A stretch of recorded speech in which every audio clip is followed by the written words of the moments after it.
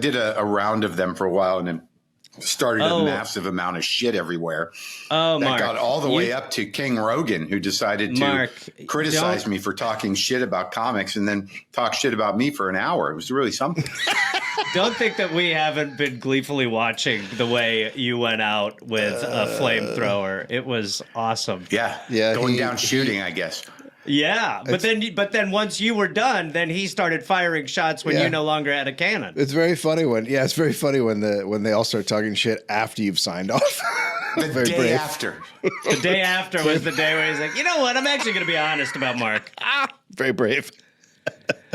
But no, you were cooking, and a lot of, some of like where he started teeing off a little bit was where your special panicked. You'd had the bit about Theo, which was just hilarious, and then that apparently, Funny bit.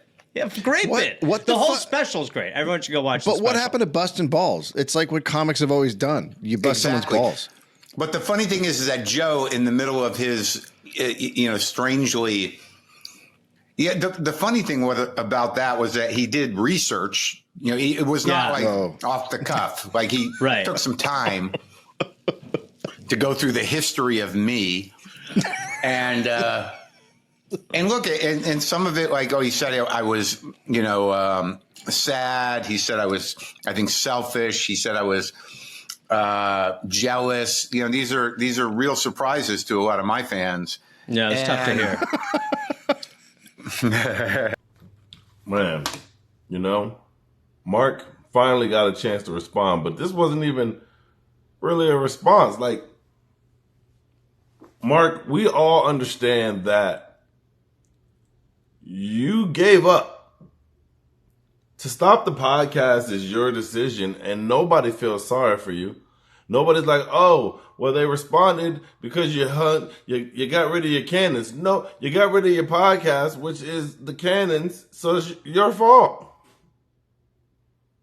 But you still going to go on these podcasts and run your mouth, and that's fine. You're entitled to do so. But I don't care.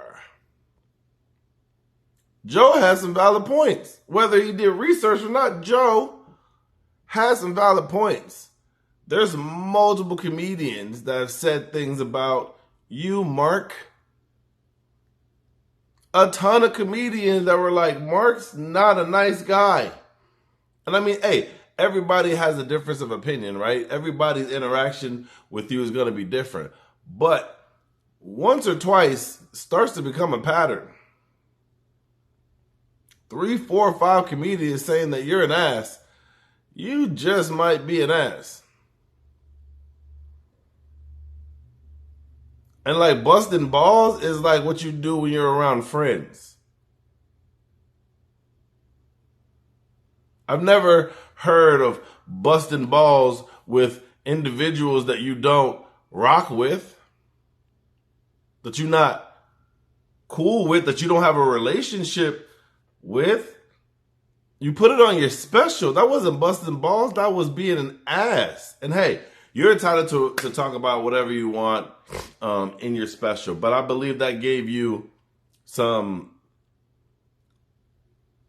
different, it gave you a different perspective afterwards. And I think that you look at it differently now than you did when you said it. I think that was said out of anger and jealousy versus trying to be funny. That's my personal opinion. And I don't think Joe was wrong, because I think you are bitter. I think you are jealous. I think you should be way bigger than what you are. And unfortunately, all you have to blame is yourself. You're the reason why you not are where you want to be.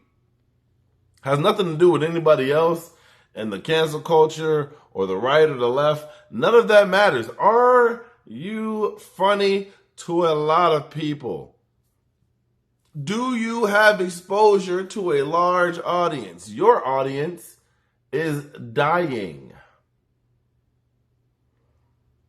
Joe has learned how to reinvent himself and stay young. You, on the other hand, sir, are over the hill.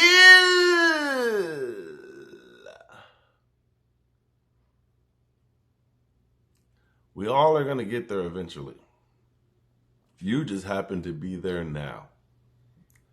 So I would hope at some point in the near future, you will realize that you are the problem.